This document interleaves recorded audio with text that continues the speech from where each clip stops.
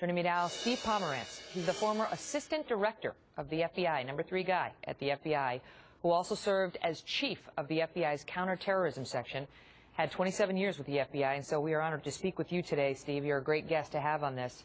Thanks, Megan. Of course, there's going to be Monday morning quarterbacking on this, and let's just say the FBI got this guy, you know, they ultimately got this guy and the brother within 5 days of the attack, but we have to take a hard look back and find out why they didn't have him on a watch list, they didn't know more about him, and why they would have closed a file on a guy who, you know, according to Steve Emerson, 3 years ago, which would have been, you know, prior to 2011, started posting radical jihadist-type videos on his YouTube channel.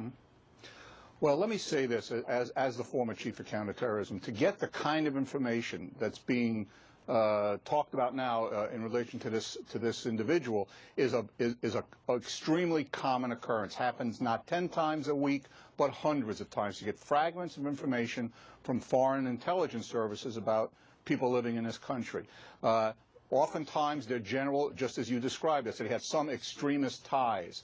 What does that mean? What can you do about that? So, but it is certainly the responsibility of the FBI to follow up on that information, which it sounds like they did. What would they have done? What would they have done? Okay. You do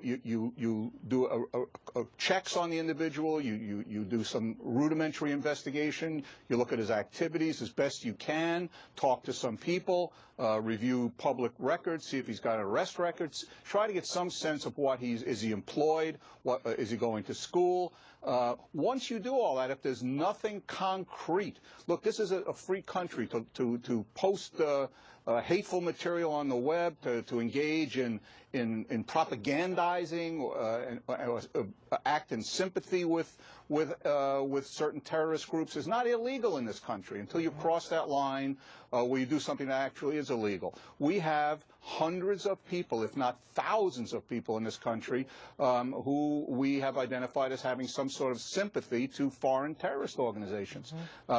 And in the nature of this democracy, there's only so much you can do. Sure, you can put him on a watch list. Sure, you can add his name to a database, but that doesn't in any way infringe on the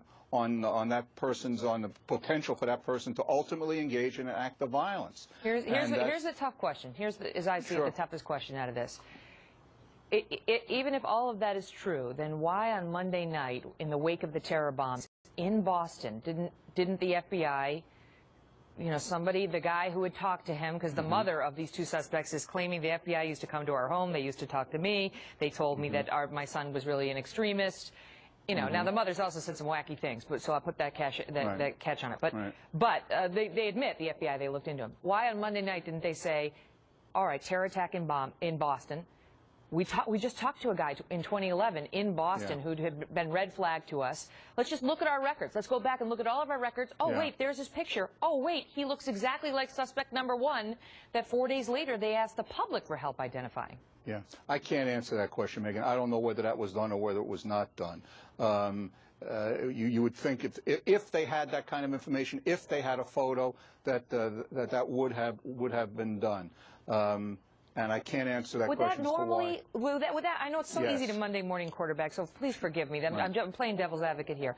But would that normally be done? You know, when you were running the counterterrorism division, if you on the Monday night of the bombing attack, would you have said, I want all leads we've had in Boston in the past 5 years on possible extremists, you know, and you know the general age range, it's usually guys in their 20s or 30s. You know, would you have said, these are the criteria, go pump them into the system, everybody who's been talking to possible extremists in the area, get back to me with a report?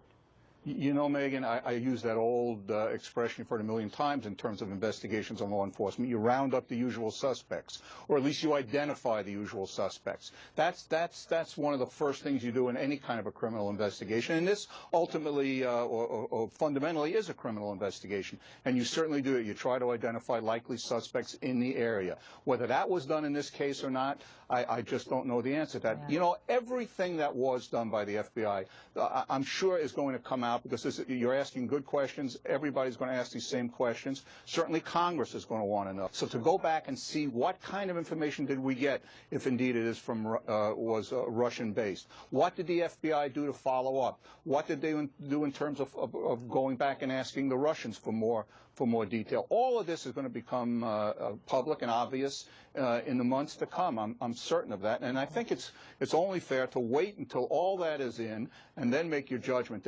You can't look at this fairly at this point in time and not come to the conclusion that law enforcement in general, the FBI in particular as the lead agency, did a terrific job in terms of responding, of gathering evidence, of controlling the scene, of dealing with all the outfall of all of this, and ultimately in very quick fashion identifying and arresting the perpetrators. You know, it's been a great job. We live in that 24 CSI, NCIS world where people believe it's so easy. You know, you just pump the information in the computer and you have all the answers.